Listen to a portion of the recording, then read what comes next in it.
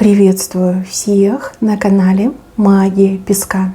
Мои дорогие любимые зрители, меня зовут Ольга, и сегодня для вас я сделаю отсыпочку на такую тему. Кого мучит совесть?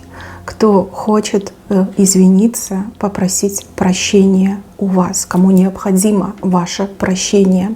Вот такая будет необычная, сложная тема. Ну, давайте поэкспериментируем, посмотрим, кто придет и кто будет просить прощения у вас. Кто это человек, либо эти люди. Сейчас песок все покажет. Случайности не случайны. И если вы оказались на этом гадании, значит, вас сюда привели ангелы для того, чтобы раскрыть вам правду. Просто загадайте на себя. Ни о ком не думайте, никого не вспоминайте. Песочек все увидит и покажет сам. Я прошу высшие силы дать мне возможность ответить на все ваши вопросы и послать для вас только лишь самую важную, нужную и полезную информацию. Пусть высшие силы то, что сейчас знать. Ой, как неожиданно. Смотрите, сколько много силуэтов. Очень много. То ли так много людей перед вами виноваты, то ли, опять же, да, это общая отсыпка, издержки общей отсыпки. Тут могли не только ваши обидчики прийти, но и тех, кто будет еще смотреть эту отсыпку. Давайте поступим так. Я буду перечислять то, что я вижу, а вы уже будете понимать, это про вас или нет. Да? Свое не пропускайте, а чужое не берите. Ну вот огромный такой образ такого петуха, немножко общипанного, да, который задрал вверх крылья, растопырил хвост. Ну что-то такое, знаете, среднее, какой-то мутант, полупетух, полупавлин.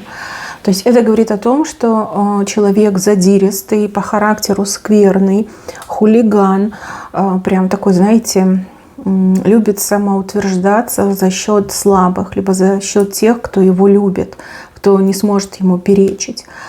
Какому-то там крупному мужику он ничего говорить не будет, вообще сникнет и исчезнет. Сквозь землю, значит, провалится, да?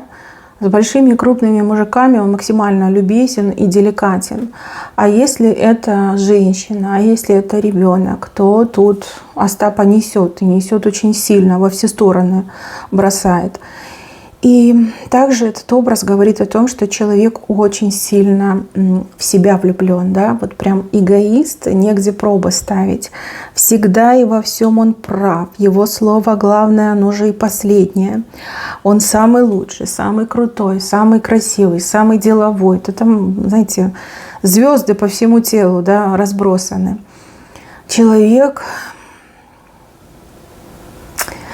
Давайте так скажем, да, человек, который, судя по общипанным крыльям, да, жизнь наказала, жизнь проучила, судьба проучила, может, и высшие силы руку приложили, общипали ему этот шик, лоск, красоту, а может быть, истоскался, да, когда за ним нет должного ухода, когда, не терпят его, да, таким, не хотят его таким принимать. Может быть, вы очень терпеливая женщина, может быть, вы пытались добром его немножко в чувство привести, да, надеялись, что вы будете давать ему добро, и он добром ответит, да, либо увидит, что вы добрая, и также тоже себя будет вести, но нет. Этот мужчина доброту воспринимал за слабость, и ему казалось, что вы ему не перечите, не сопротивляетесь, потому что вы без него никто, вы без него не справитесь, не выживете, и что вы... таким образом, когда вы там молчите, проглатываете обиду, сглаживаете углы, что вы так приспосабливаетесь под него. Понимаете, вот настолько изощренный ум. Что сказать. Плохо ему, плохо. Кричит петухом. Хотел бы он не просто извиниться перед вами, он хотел бы вернуться к вам, если честно, но такой вам и даром не нужен. Что-то мне говорит, что вы свою жизнь устроили, а вот его жизнь, она просто в каких-то ошметках, обломках, плохо ему, да. Не хочется много про него говорить, но это прям самый главный образ.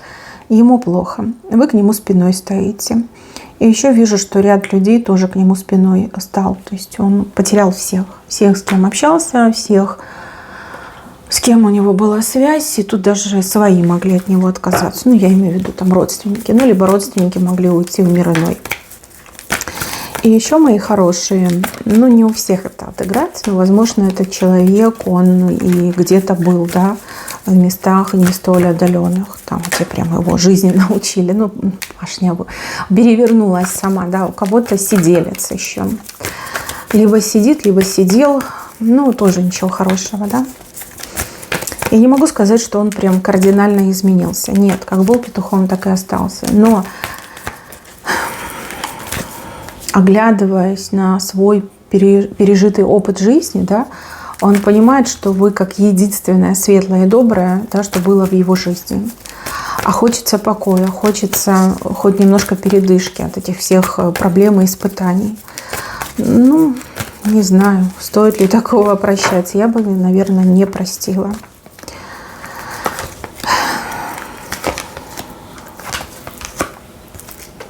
Ему нужен шанс, ему нужен дом, ему нужно, чтобы за ним ухаживали, чтобы принимали какие-то проблемы с документами, чтобы его решили. И он, скажем так, этот человек может испортить любую жизнь, любую судьбу. Человек сам по себе как тяжелый крест земной, который, ну, если на себя взвалил, то над ним как и упадешь, да, под ним, вернее, упадешь. Тяжелый, надорвешься. И что-то мне еще подсказывает, что у него какие-то очень серьезные проблемы по здоровью. И ему, вот, знаете, хочется где-то вот приютиться, и чтобы о нем заботились, как дожить, да. То есть, возможно, его желание попросить у вас прощения, оно не настолько искреннее, да, не настолько это совесть, насколько это желание устроиться в теплое место, да, чтобы его холили, лелеяли. Видно, вы очень хорошо за ним ухаживали, видно, очень много чего от него натерпелись. И вот у него такое желание возникло. Не давайте ему шанса, не берите на себя этот ужасный, страшный крест. Не ломайте себе жизнь и судьбу. Я понимаю, есть девушки, которые вот как только услышали, поняли о ком, сразу сказали: нет, и слушать даже не буду, и, возможно, выключили мое видео и пошли по своим делам. А есть девушки, у которых сердце дрогнуло, потому что вы очень добрый человек, потому что вы невероятно эмпатичны, эмоциональны, восприимчивы. И вы подумали: ой, бедный, да, ой, бедный. Нет, он не бедный, он, извините, просрал свою жизнь и вашу просрет.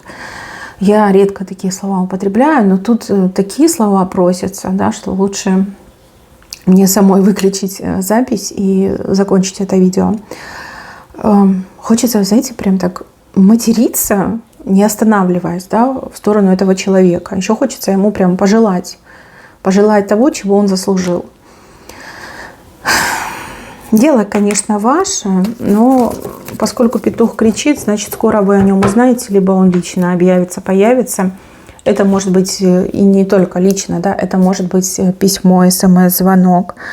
Особенно если он где-то там на зоне находится, да, он может как-то найти способ с вами связаться и вызвать у вас жалость, чтобы вы ему еще там эти посылки или как они, передачки давали, чтобы содержали его, и потом, значит, выйти и у вас еще обрести этот покой, да, уют, заботу.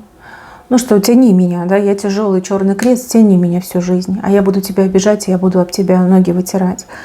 Он хочет извиниться, но совесть его не мучает, а извинения у него лукавые, выгода, да, у него на уме выгода.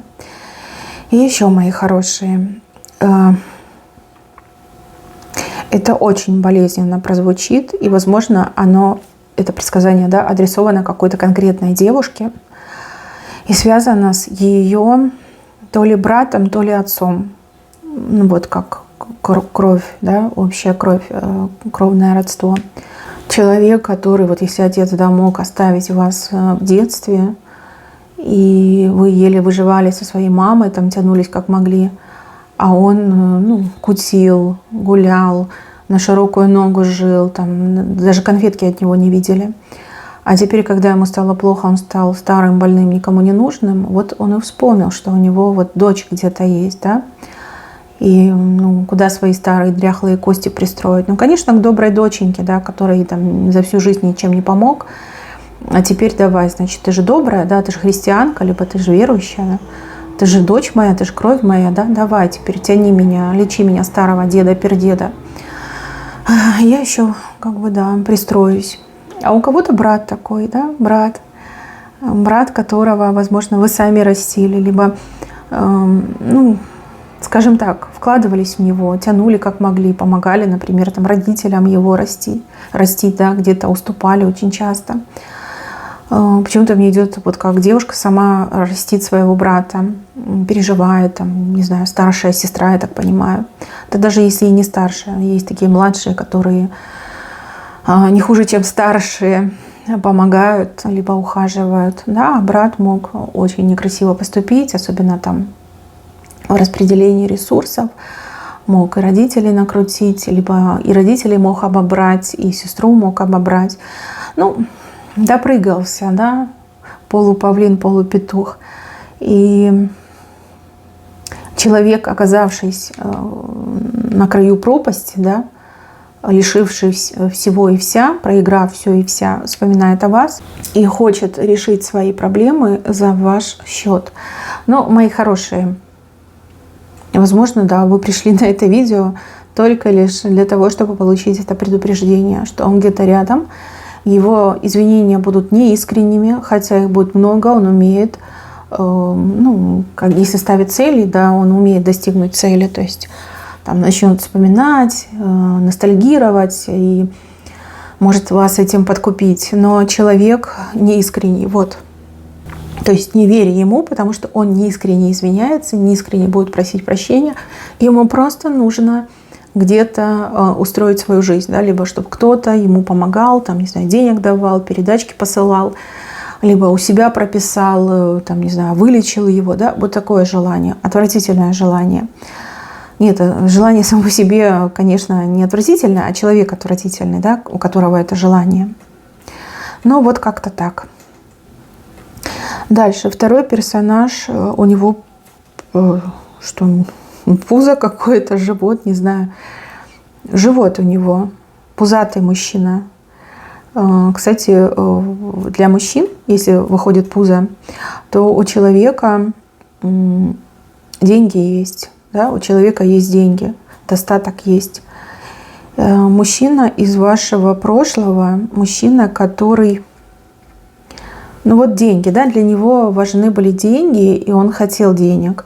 Ради денег он от любви отказался. Вот почему-то мне так идет. То ли на него родители надавили и сказали: женись на той, кого мы выбрали, либо там, ну, типа, как там, по знакомству, да, с выгодой, да, либо он сам выбрал девушку, у которой были деньги, либо там родители при деньгах, при власти, но вот как-то погнался за деньгами. И у него есть эти деньги, и живет он неплохо, даже очень хорошо живет. Но он такой несчастный, что вот каждый день то ли плачет, то ли состояние такое, знаете, вот подавленное, в депрессии постоянно находится. Вот казалось бы, да, у тебя есть все. Деньги, машина, квартира, дача, там, не знаю, украшения, какие-то, не знаю, там, вклады, может, недвижимость за границей. Но деньги, они сами по себе холодные, они любви не дают, они заботы не дают, они ласки не дают. То есть он пошел за деньгами, выбрал другую женщину, либо послушал своих родителей, а теперь все у него есть, а самого главного не хватает. То есть счастливым этот человек не стал. И еще этот человек вам что-то плохое сказал в момент, когда от вас уходил. Он мог вас обвинить, да, что вот, ну, там, гуляешь, изменила, что ты там какая-то не такая, да, вот какие-то вам слова плохие сказал. И эти слова каждый раз к нему возвращались, потому что он эти слова в свой адрес постоянно слышал. То есть он однажды сказал вам, а потом эти слова многократно к нему возвращались. То есть его могли там в той же новой семье гонять, свекры гонять, да. Ну, он, как получается, в примах у них, да, и они как бы его гоняли. Возможно, это его жена богатенькая, постоянно его там дрючит, да, ну, потому что деньги у нее, от нее, вернее, пришли. Ну, как бы он хотел бы извиниться за эти слова и хотел сказать, что вы самая лучшая из женщин, которых он знал в жизни, и что он очень виноват перед вами, что он поверил в силу денег, что вот именно деньги, богатство сделают его счастливым. Но счастья он не получил. Он никогда в своей жизни не был счастлив. После того, как с вами расстался, он счастлив никогда не был. У него даже особой радости в жизни не было. Даже вот рождались у него дети, там рождались внуки. Он не испытывал радости, понимаете? Вот все время как горький вкус у него, да? Горечь идет. Горечь от того, что за деньгами погнался и любовь и счастье потерял. А он вас любил. И любил он вас, ну, хотите верите, хотите нет, но вот насколько мог, настолько и любил. Понятно, что у каждого своя сила любви. Да, он любил, но деньги оказались важнее. Может быть, он из какой-то не очень богатой семьи, либо, наоборот, очень бедной семьи. И вот он думал, что для счастья только деньги нужны. Но оказалось, что нет, для счастья любовь нужна. А когда в доме есть любовь, то любые проблемы решаются, и деньги в такой дом тоже приходят. Да, тоже приходят. Хотел бы извиниться даже не за то, что выбор неправильно сделал, а за именно те слова плохие, которые вам сказал. Ну, в чем-то как обвинил вас, понимаете? Но он не посмеет показаться вам на глаза, он с левой стороны показан. Во-первых, он этого не выдержит, у него, возможно, там сердце больное, либо еще что-то. Ну, он понимает, что не выдержит, да, чтобы посмотреть вам в глаза. И еще почему-то мне кажется, что либо очень далеко от вас находится, либо не хочет ставить вас под удар. Может быть, там, не знаю, кто-то есть, кто может что-то сделать, там, либо, да, жена у него такая, как бы, держит его в ежовых рукавицах. У него там строгий регламент. Из дома на работу, с работы домой, да, и только попробуй где-то там на минутку задержись, либо на секунду, сразу получишь меж глаз. Ну, за слова именно, да, он был неправ, он эти слова сказал сам того, грубо говоря, не ощущая, не думая. Это просто нужно было сделать для того, чтобы, расстаться, да, скажем так. Обвинил вас в том, в чем вы не были виноваты. И эти слова он в свой адрес уже много-много раз услышал. То есть он понимает, насколько это было больно, нечестно, несправедливо и коварно с его стороны. Вот такой персонаж. Так, еще показывают человека, который в кресле сидит. Начальник, либо начальница. Тут может быть и мужчина, и женщина. Не могу вам точнее сказать. И этот человек, не знаю, то ли третировал вас, то ли цеплялся к вам, то ли, возможно, этот человек приложил руку к тому, чтобы вы, допустим, уволились, да? Либо не удержал вас в свое время, когда вы хотели уволиться, да, увольнялись, например. И этот человек только лишь когда вас потерял, да, когда вы ушли с работы, либо уволились, вот только тогда дошло, кем вы были на самом деле в этой компании, на этом предприятии, какую роль играли и какую сложную и важную работу вы делали. Вот дошло. И если вашей начальницей была женщина, то очень сильно ревновала. Ревновала к вашей красоте, молодости, к тому, что вы очень очаровательная девушка, к тому, что к вам сотрудники очень хорошо относятся, там, уважают, да? Особенно мужчины, например, внимание вам уделяли, ухаживали. Если это был мужчина, то тут не ревность, тут скорее зависть была. Зависть к тому, что вы такая молодая, такая грамотная. И, может быть, вы с ним спорили, а может и не спорили. Может, вы его там иногда корректировали, да, когда он был неправ, либо какие-то глупости говорил. И он страшно завидовал тому, что вы такая умная.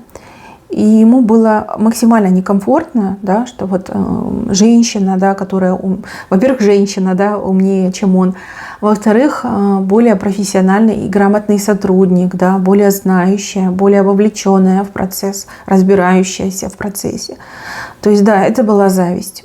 Если женщина, то была ревность, а если мужчина, то была зависть. Вот как-то так идет.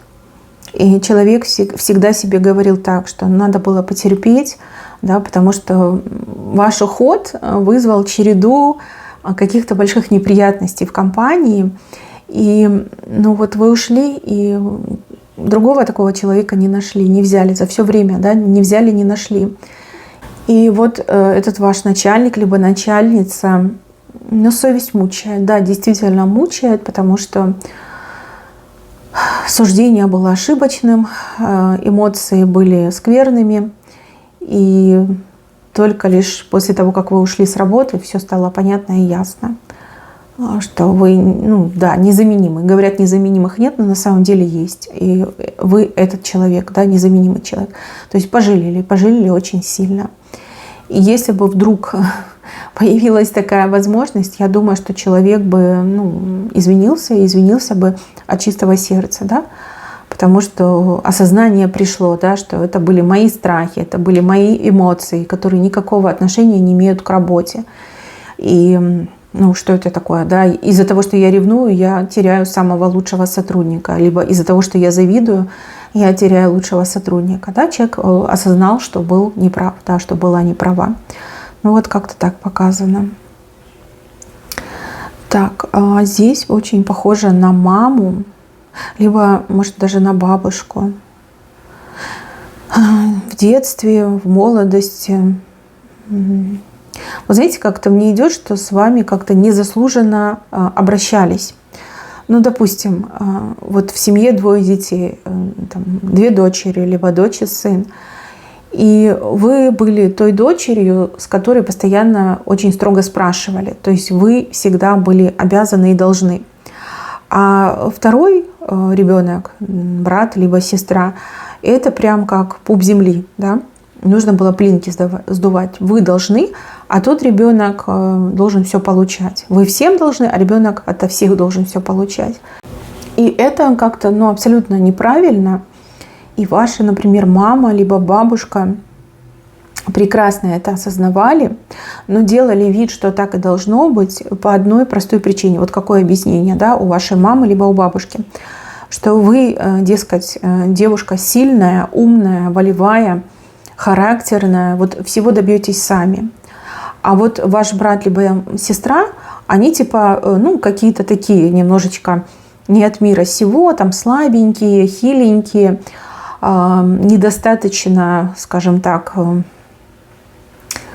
не хочется никого обижать, но вот, знаете, вот вы умная, да, а тот ребенок глупенький. Вот вы всего добьетесь, и вам не нужно помогать, а тому ребенку нужно помогать там, и тащить его и на себе, и как угодно, да, вот лишь бы помочь этому ребенку. Ну, такое несправедливое отношение.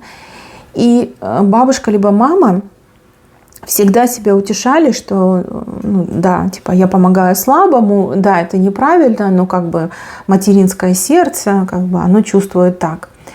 И уже столько времени прошло, и до сих пор, скорее всего, эта тенденция сохраняется, когда вы умная, вы сильная, вы сами справитесь, да, а вот тот другой ребенок, брат или сестра, вот ему до сих пор помогают. Хотя там уже и терпят от этого ребенка, и уже разочарование пошло, и уже все всем понятно, что это не потому, что глупенький, а потому, что слишком наглый и разбалованный персонаж, что вседозволенность вкружила голову, что потому что все время из ложечки кормили, понимаете, в попочку дули.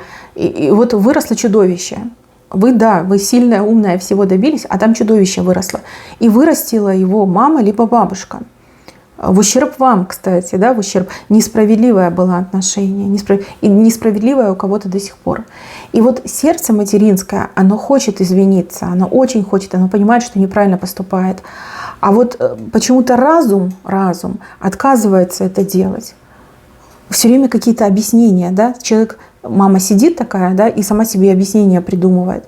Ну, потому что если она признает эту правду разумом, это разобьет сердце. Поэтому придумывает эти объяснения. Но сердце мамы либо бабушки хотело бы перед вами извиниться за вот такую дискриминацию, получается, в семье. Когда с вас требовали и были к вам строги, а с другого ребенка пылинки сдували. Кстати, это может быть еще и ситуация, да, вот как я говорила, бабушка, а вы, например, дочь от сына, а другой ребенок это там дочь либо сын от дочери, да, вот как между вами такая вот граница была огромная. Вам ничего, еще и вы там плохая, сама справишься, да, а другому ребенку все, прям, понимаете, под носом мясовали. Вот как-то так идет. Сердце мамы либо бабушки просит у вас прощения и плачет от той несправедливости, которая произошла. А вот разум блокирует это все. Ну, может, еще время не пришло. Может быть, все-таки сердце возьмет силу над разумом, и вы когда-нибудь услышите те самые слова. Вам не нужно извинения, вам нужно признание, да? Чтобы вот все-таки признали, что было все несправедливо. Вас всю жизнь пытались убедить, что так и должно быть. Но вы всегда чувствовали, что так не должно быть. И если любишь детей, люби одинаково. Если даешь, то давай одинаково. Если требуешь что-то, требуй одинаково. Да? Но не так, как было у вас в семье. Не то, с чем вы столкнулись. Ну, бывает. Иногда, к сожалению, такое бывает. Так, еще. Человек, который вас в чем-то подозревал. Прям подозревал. И не могу сказать, мужчина либо женщина, но тут были прям конкретно подозрения, что вы что-то сделали, либо что-то забрали, себе присвоили. А потом этот человек нашел вещь, либо предмет, и оказалось, что это было дома. Да? Человек куда-то засунул и забыл, но вас обвинил, да, что вы, дескать, украли. Ну, скажу как есть, да? Забрали, украли, похитили. А потом человек это все нашел, но смолодушничал и не признал этого, не признал. Но совесть очень сильно мучает, и вы давно уже не общаетесь, и, скорее всего, даже не представляете, где этот человек находится. Да и человек не представляет, где вы. Но очень хочется вас найти для того, чтобы во всем признаться, для того, чтобы облегчить свое состояние. Вы этому человеку, кто вас незаконно обвинил, вы постоянно снитесь. Во снах вас видит этот человек. Видит во снах и думает: Господи, что же я натворил, да? И сны такие тяжелые. После этих снов человек прям разбитый ходит, а сны эти регулярно снятся. Может, и не каждый день, но раз в неделю точно. Прям такое разбитое состояние. И эти сны этого человека в депрессию вгоняют, вот я вижу. И почему-то мне вот кажется, что этот человек вас ищет. Сейчас я еще проверю. Ищет, но найти не может. И еще, возможно, кто-то со стороны этого человека тоже подключился к поиску, но вот найти вас не могут. Не могут. Давайте посмотрим. Но там действительно очень искреннее желание извиниться, потому что совесть настолько нечиста, настолько вот оно все давит, что аж тяжело.